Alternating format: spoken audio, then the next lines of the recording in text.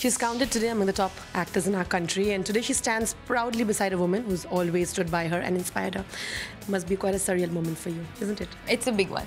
Yeah? Yeah. But I mean, obviously you haven't been like this mom that we've seen a lot of Bollywood. Has always been everywhere, you know. Baby ko juice peena hai, baby ko kya chahiye. You haven't been that kind of mom. You actually given a lot of space and you actually preferred not to come out, and that's really interesting. Well, at one time I was this baby. Good juice. De do. That was in the first. That was just right in the beginning. And she never referred to me as baby. Yeah, but she never knew. She never knew what to eat in those days. One had to be like around. But I think times have changed a lot. Mothers are not required on set, and thank God for that. So whatever we've heard, whatever I know, I think you share a very special bond of friendship with your mom. It's extremely casual. I think kind of your best friends, isn't it? Like, does it help when, especially you're in a business where you really need to be progressive, you really need to think, you know, because there are so many things happening around. You're an actor, isn't it?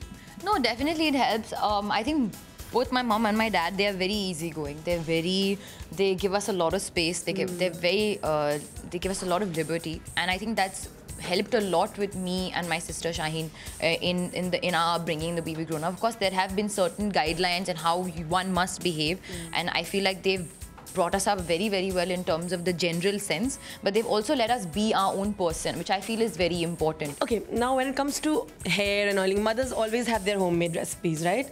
I'm sure you have, while there are products, but what were your in-house techniques that as a child you used to tell her to have those luscious, waves in your hair? Well, I used to make sure that she oiled her hair at least once a week. That was, on the Saturday night we used to put garam tel, and then, okay, you can rinse it with beer, or you can put egg or something. So we used to try some of those. But most of the time, I think the thing was the tried and tested, good old oil recipe. You want to add something to it?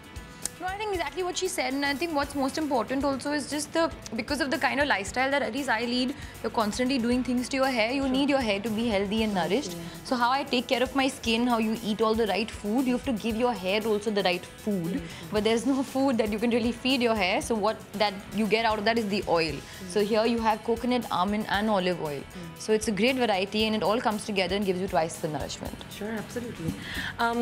You've really come a long way, because I think there was a time when you said you wanted to do the kind of movies Kareena Kapoor has done, and you actually today have replaced her.